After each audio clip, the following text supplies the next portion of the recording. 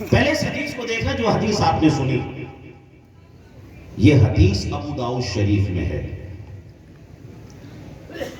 حدیث کی جو 6 مشہور کتابیں ہیں اس میں سے ایک کتاب ابو داؤد شریف ہے۔ ابو داؤد شریف کو کس نے مرتب کیا؟ تو حضرت امام ابو داؤد علیہ الرحمہ نے۔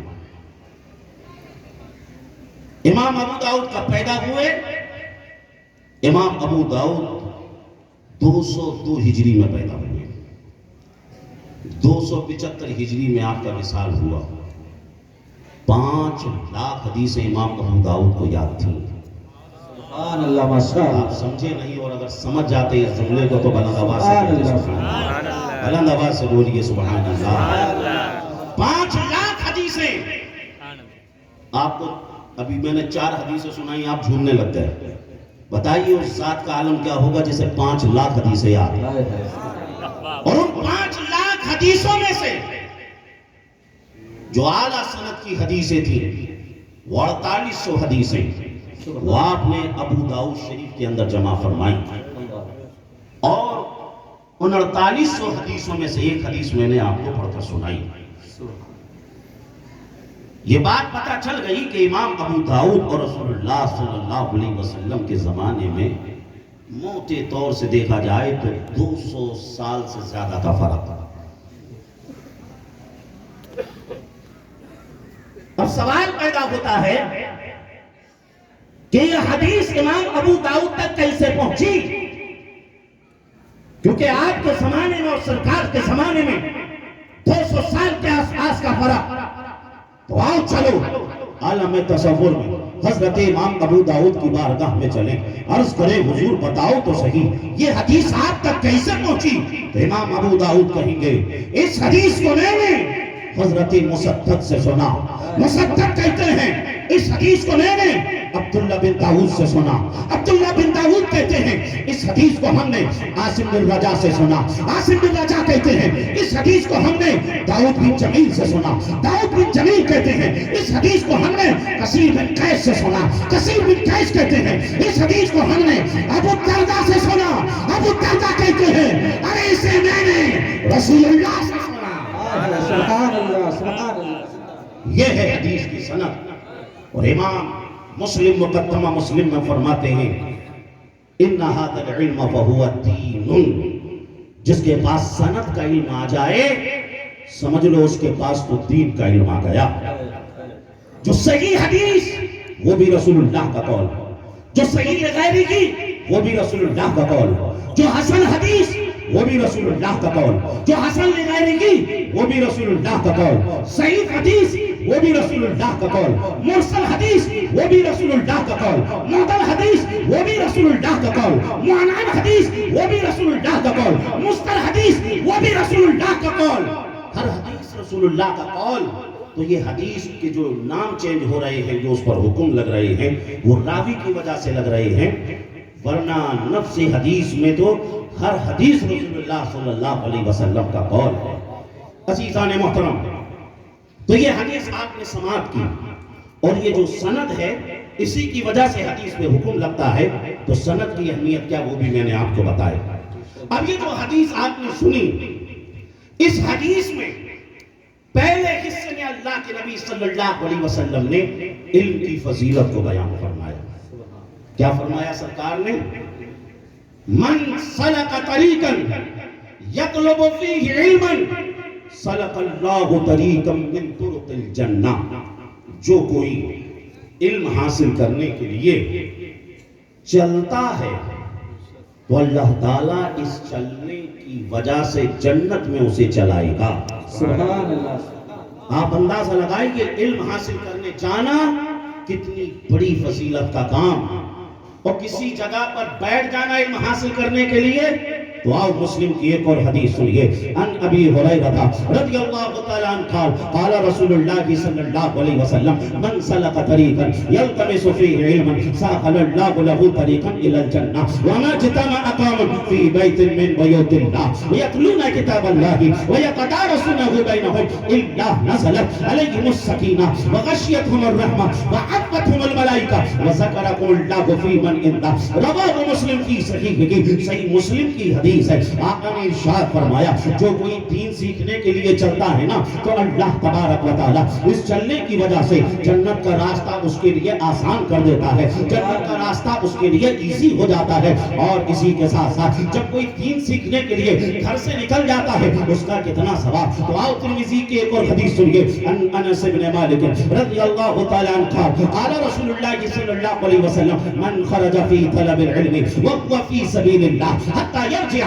رواہ الترمذی فی سننہ، سنن ترمذی کی حدیث ہے۔ آقا نے ارشاد فرمایا جو کوئی دین سیکھنے کے لیے اپنے گھر سے نکلتا ہے اللہ تعالیٰ اسے اتنا ثواب عطا فرماتا ہے، اتنا ثواب عطا فرماتا ہے، اتنا ثواب عطا فرماتا ہے جتنا ثواب میدان کے مجاہد کو عطا فرماتا ہے۔ میدان کا مجاہد کون ہوتا ہے؟ جو سر سے کفن باندھ کے نکلتا ہے۔ میدان کا مجاہد کون ہوتا ہے؟ جو جان کو ہتھیلی پہ لے کے نکلتا ہے۔ جتنا ثواب اللہ اس مرد مجاہد کو عطا فرماتا ہے اللہ اسے بھی اتنا ثواب دیتا ہے جو دین سیکھنے کے لیے اپنے گھر سے نکلتا ہے۔ اس سے آپ اندازہ لگا سکتے ہیں علم حاصل کرنا کتنے بڑے ثواب کا کام، علم حاصل کرنا کتنا بڑا کام، کتنا عظیم کام۔ اور اسی کے ساتھ ساتھ سرکار فرما رہے ہیں پھر کسی جگہ پر آ کر بیٹھ کر لوگ دین سیکھنے لگ جائیں، دین سکھانے لگ جائیں، دین کی باتیں ہونے لگ جائیں تو پھر اللہ فرماتا ہے اے فرشتوں جس جگہ پر دین کو سیکھا جا رہا ہے، جو لوگ دین کو سکھا رہے ہیں ان سب کے اوپر رحمت و انوار کی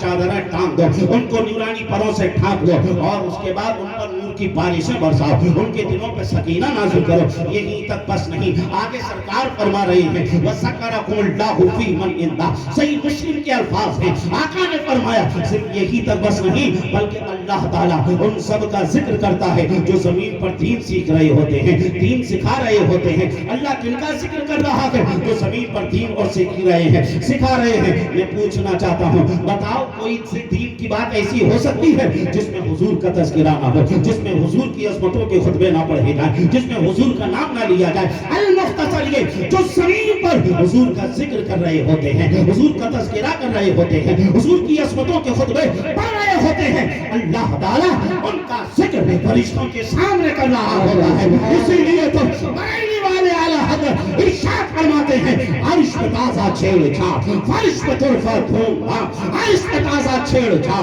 فرش پہ ترفع دھوم۔ ارے کان جدھر لگائیے تیری ہی داستان۔ بے شک نعرے تکبیر، نعرے رسالت، جلسہ دستار بندی، عرش کریمی، صاحب سجادہ، نعرے تکبیر، نعرے رسالت۔ اس حدیث سے کیا پتا چلا؟ جس جگہ پر دین کی بات ہو، دین سیکھا سکھایا جائے، وہاں فرشتے رحمت و انوار کی بارشیں برساتے ہیں۔ اس جگہ کو فرشتے نورانی پروں سے ڈھانپ لیتے ہیں اور ان کے دلوں پر سکون نازل کرتے ہیں۔ کس جگہ پر؟ جہاں علم سیکھا اور سکھایا جائے۔ اب آپ کو ایک بہت آسان طریقہ بتاتا ہوں۔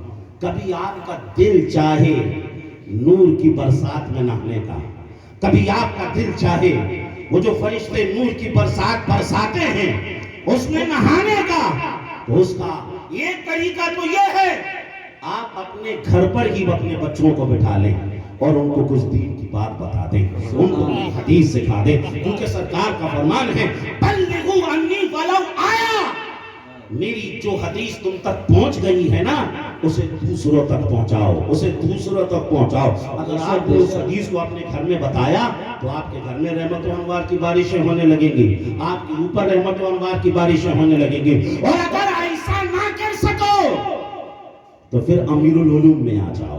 بھئی یہاں پر 24 گھنٹے سونے کے علاوہ دین سیکھا جا رہا ہے، سکھایا جا رہا ہے۔ اگر چاہتے ہیں رحمت و انوار کی بارش میں نہانا، امیر العلوم کے اندر آئیں گے، سمجھ لیجئے رحمت و نور کی برسات میں آپ نہانا شروع کریں۔ جس جگہ پر علم حاصل کیا جاتا ہے یہ اس جگہ کی شان، علم حاصل کرنے جائیں اس کی کتنی شان یہ بھی پتا چل گیا۔ اور پھر دیکھیے علم حاصل کرنا کتنی بڑی چیز، کتنی بڑی چیز، کتنی بڑی چیز۔ امام راضی نے اس حدیث کو نقل کیا ہے۔ آقا کریم صلی اللہ علیہ وسلم کی مجلس سجی ہوئی تھی، آقا نے ایک شخص کی طرف جو صحابی تھے ان کی طرف دیکھا اور فرمایا اے میرے پیارے صحابی، ابھی ابھی بذریعہ وحی مجھے اس بات کی اطلاع دی گئی ہے، کچھ دیر کے بعد تمہارا وصال ہو جائے گا، کچھ دیر کے بعد تمہارا انتقال ہو جائے گا۔ اب وہ صحابی تھے، عرض کرنے لگے یا رسول اللہ علیہ الصلوۃ والسلام، اب دنیا ادھر کی ادھر ہو سکتی ہے لیکن آپ کی بات جھوٹی نہیں ہو سکتی۔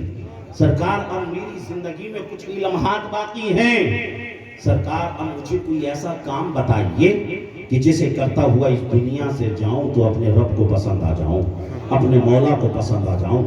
اس وقت سرکار نے کیا فرمایا؟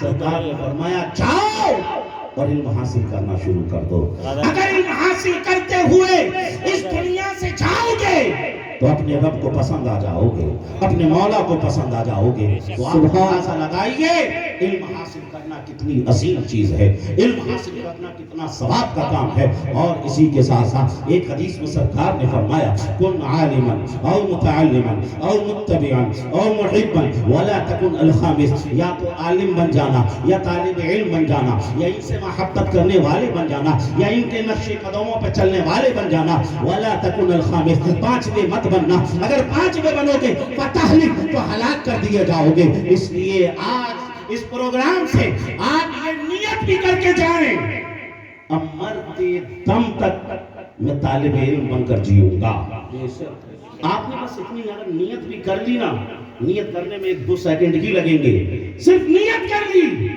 تو یاد رکھنا مرتے دم تک اللہ تعالیٰ آپ کو طالب علم والا ثواب عطا فرمائے گا۔ سبحان اللہ کا فرمان نیت المؤمن خیر من عملہ، مومن کی جو نیت ہے وہ اس کے عمل سے بہتر ہے۔ تو بہرحال علم کی بڑی فضیلت ایک حدیث میں سرکار نے فرمایا طلب العلم فریضۃ علی کل مسلم، علم حاصل کرنا ہر مسلمان پر ضروری ہے، ہر مسلمان کے اوپر فرض ہے۔ اور اسی کے ساتھ ساتھ عربی کا مقولہ ہے اطلب العلم من المہد الی اللحد، ماں کی گود سے لے کر قبر کی گود تک علم حاصل کرو۔ بہرحال اسلام نے جتنا زور علم پر دیا ہے نا، اتنا زور شاید ہی کسی مذہب نے علم پر دیا ہو۔ بے شک اب دیکھیں قرآن شریف کے اندر 6600 سے زائد آیتیں، لیکن جو پہلی 5 آیتیں نازل ہوئی اقرا بسم ربک الذی خلق خلق الانسان من علق اقرا وربک الاکرم الذی علم بالقلم علم الانسان ما لم یعلم، یہ جو 5 آیتیں نازل ہوئیں ان آیتوں میں اللہ نے علم کا ذکر کیا۔ اقرا پڑھو، قرآن کا جو سب سے پہلا کلمہ نازل ہوا اقرا پڑھو پڑھو پڑھو۔ اور اسی کے ساتھ جب سرکار صلی اللہ علیہ وسلم تشریف لائے مکہ کی سرزمین پر کتنے لوگ جانتے تھے لکھنا؟ معلوم ہے تاریخ دمشق کے اندر 17-18 کے آس پاس لوگ ایسے تھے جو لکھنا جانتے تھے۔